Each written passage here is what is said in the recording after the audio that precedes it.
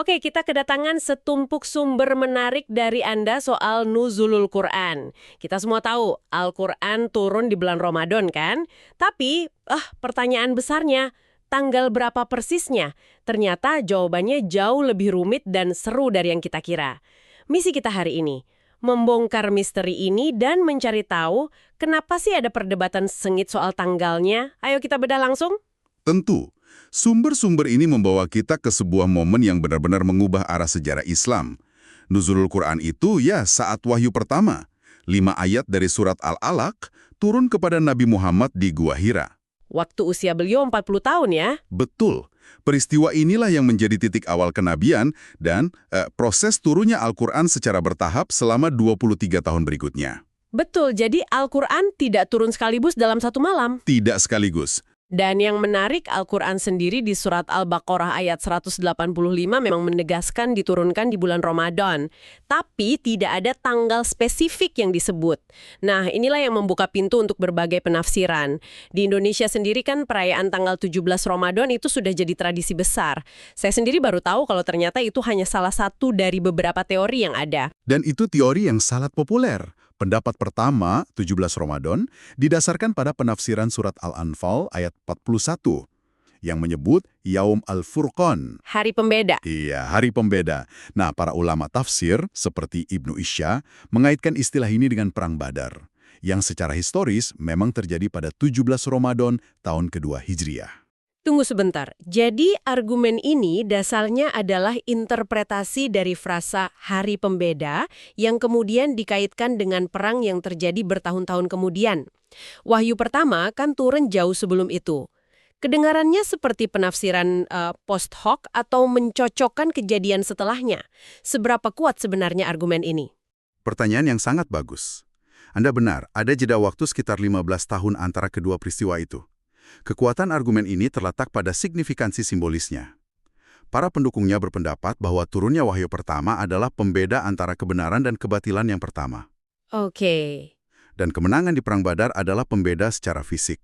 Jadi keduanya dianggap sama-sama penting dan terjadi di tanggal yang sama. Tapi ini memang sebuah penafsiran, bukan pernyataan langsung dari hadis. Oke, jadi argumen Perang Badar itu kuat secara simbolis, apalagi sangat populer di sini. Tapi dengan jeda waktu yang begitu jauh, pasti ada teori lain yang lebih langsung merujuk pada momen turunnya wahyu itu sendiri kan? Tepat sekali. Disinilah muncul pendapat kedua yang berfokus pada Lailatul Qadar, atau Malam Kemuliaan.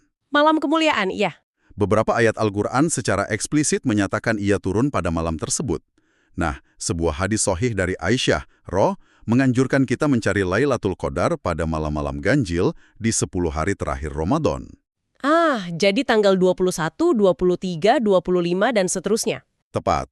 Bahkan ada hadis lain yang dinilai hasan, artinya punya tingkat keandalan yang baik meski tidak setinggi sahih, yang menyebut spesifik tanggal 24 Ramadan. Jadi kita punya dua kubu utama. Satu berdasarkan tafsir simbolis tanggal 17, dan satu lagi berdasarkan hadis yang menunjuk ke akhir Ramadan. Ini membuat saya berpikir, kenapa tanggal untuk peristiwa sepenting ini bisa tidak pasti? Nah, kalau kita tarik ke gambaran yang lebih besar, ketidakpastian ini justru mungkin mengandung hikmah yang mendalam. Hikmah? Maksudnya bagaimana? Salah satu sumber, Anda mengemukakan ide menarik. Jangan-jangan Islam sengaja tidak ingin umatnya terpaku pada perayaan seremonial tanggalnya, sehingga melupakan esensi dari Al-Quran itu sendiri. Oh, Fokusnya digeser dari kapan menjadi apa dan bagaimana. Penting juga untuk memahami bahwa secara teologis, proses turunnya Al-Quran itu punya 2 tahap. ada 2 tahap. Ya, pertama, diturunkan sekaligus dari Lauh Mahfudz, yang diyakini sebagai kitab catatan abadi di sisi Tuhan, ke langit dunia. Baru tahap kedua, diturunkan bertahap kepada Nabi Muhammad sesuai kebutuhan dan konteks. Wow, jadi ketidakpastian itu sendiri sebenarnya adalah pesannya. Bukan karena sejarahnya tidak tercatat dengan baik, tapi agar kita tidak terjebak pada ritual perayaan tanggal dan justru melupakan isinya. Itu sudut pandang yang benar-benar mengubah cara kita melihat peringatan Nuzulul Quran. Betul sekali. Intinya adalah substansi pesan, bukan sekedar perayaan hari jadinya. Jadi kesimpulannya, Nuzulul Quran adalah momen bersejarah dimulainya pewahyuan di bulan Ramadan. Tapi soal tanggal pastinya, Apakah 17, 24, atau malam ganjil lainnya, para ulama masih terus mendiskusikannya. Dan mungkin memang sengaja dibiarkan menjadi misteri. Dan ini memunculkan satu pertanyaan penting untuk Anda renungkan. Jika penekanannya memang lebih pada pesan Al-Quran ketimbang tanggal turunnya, bagaimana jika kita lebih mendalami asbabun nuzul? Yaitu sebab-sebab atau konteks historis di balik turunnya ayat-ayat tertentu? Betul sekali. Mungkinkah itu cara yang lebih otentik untuk terhubung dengan petunjuk Al-Quran di zaman kita yang sekarang?